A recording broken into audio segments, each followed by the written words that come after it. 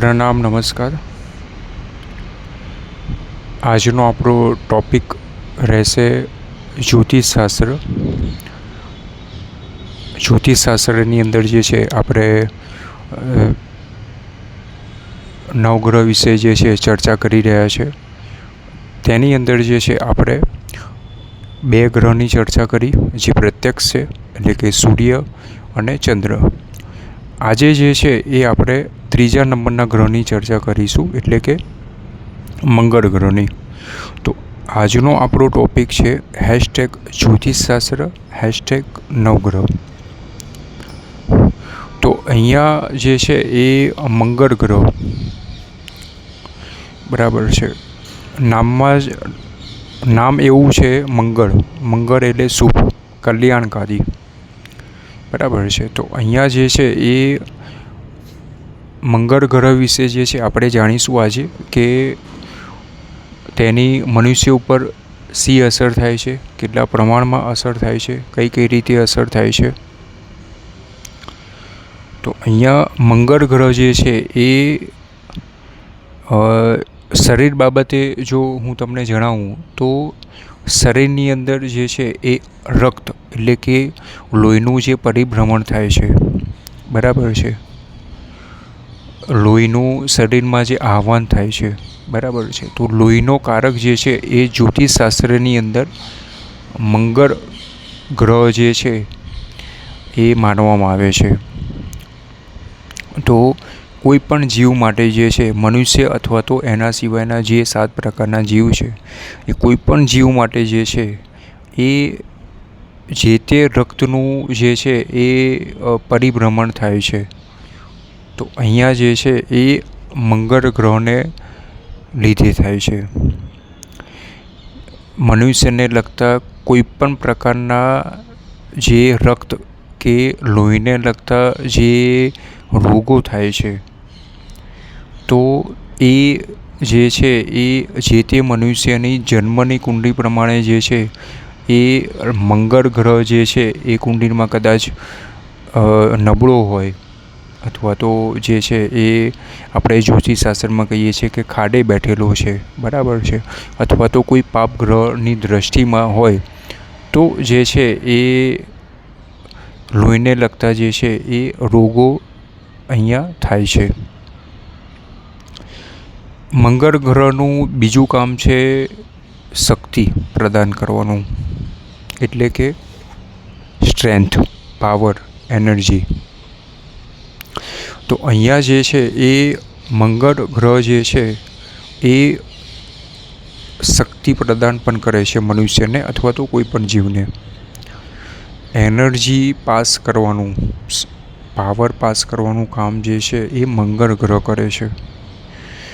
શરીરમાં અથવા તો કોઈ પણ જીવમાં જે છે એ શક્તિનું સિંચન કરવાનું કામ જે છે એ અહીંયા મંગળ ગ્રહ કરે છે. તો અહીંયા જે છે એ આપણે જાણ્યું કે મંગળ ગ્રહ જે છે એ એક લોહીનું જે છે એ કારક છે, અને બીજો જે છે એ શક્તિનો કારક છે, એટલે કે સ્ટ્રેન્થ, એનર્જીનો કારક છે, બરાબર છે. તો અહીંયા જે છે એ શરીરમાં જે છે એ જેમ આપણે સાયન્સમાં જે છે આપણે સાયન્ટિફિકલી આપણે જાણીએ છીએ કે ભાઈ આપણું જે શરીર બનેલું છે, શરીર રચના જે બનેલી છે ઈશ્વર થકી, એમાં 70% પાણી છે, બરાબર છે. તો એનો મતલબ એ થયો કે 70% પાણી છે, અને બાકીનું જે છે એ અહીંયા 30% જે છે એ લોહીનો ભાગ જે છે હોઈ શકે, બરાબર છે. તો આ બંનેનું કોમ્બિનેશન કોમ્પ્લેક્સ થઈને જે છે વોટર પણ જે છે, વોટર એલિમેન્ટ પણ જે છે એક એનર્જી તરીકે ઓળખવામાં આવે છે. તો અહીંયા જે છે એ બંને એલિમેન્ટ જે છે એ શરીરમાં એનર્જીનું કામ કરે છે, શક્તિનું કામ કરે છે, બરાબર છે. એટલે અહીંયા જે છે એ કોઈ પણ મનુષ્યને જે છે એ કોઈ શરીરની અંદર જે છે કોઈ લોહીનો અભાવ હોય જન્મથી લઈને, અથવા તો કોઈ જે છે એ હાડકાનો, લોહીનો અથવા તો શક્તિનો કોઈક અભાવ હોય કે ઓછું હોય, તો એનું મુખ્ય કારણ જે છે એ આપણે ગ્રહ પ્રમાણે જોવા જઈએ, જાણવા જઈએ તો મંગળ ગ્રહ અહીંયા જે છે એનું કારણ હોય છે. બરાબર છે. જ્યોતિષશાસ્ત્રમાં જે છે એ મંગળ ગ્રહ જે છે એ બીજું એક એનું કામ છે જે છે એ મંગળ ગ્રહ જે છે એનો બીજો કારક જે છે થાય છે જમીનનો કારક પણ થાય છે. બરાબર છે. જમીન એટલે જે છે પૃથ્વી તત્વ, તો પૃથ્વી તત્વનો કારક પણ અહીંયા મંગળ થાય છે. બરાબર છે. તો અહીંયા જે છે એ મંગળ ગ્રહ જે છે એ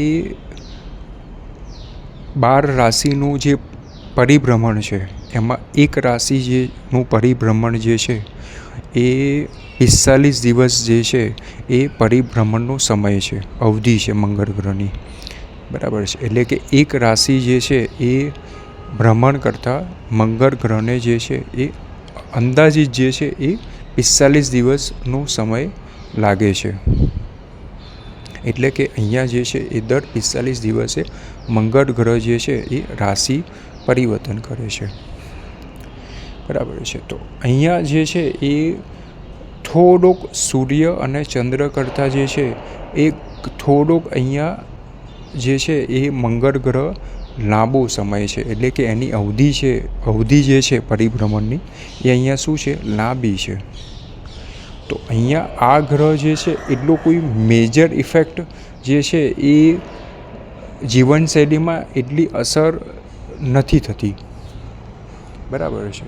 તો અહીંયા જે છે એ તમે નિશ્ચિત રહી શકો છો કે રોજિંદા જીવનમાં જે છે મંગળ ગ્રહની જે છે એટલી મોટી અસરો નથી થતી. લગભગ જે છે એ મારા રિસર્ચ પ્રમાણે જે છે તો અહીંયા મંગળ ગ્રહની જો અસર કોઈ મનુષ્ય ઉપર જો થતી હોય તો કાં તો જે છે એ કોઈ બાળકનો જન્મ થાય ત્યારે, કાં તો જે છે મનુષ્યનું ઘડપણ આવે ત્યારે. બરાબર છે. મેક્સિમમ જે અસર થતી હોય છે મંગળ ગ્રહને, બરાબર છે, એ મનુષ્ય ઉપર કોઈ બાળકનો જન્મ થાય ત્યારે અસરો થતી હોય છે, અને કાં તો ઘડપણમાં જે છે એ મંગળ ગ્રહની અસર થતી હોય છે.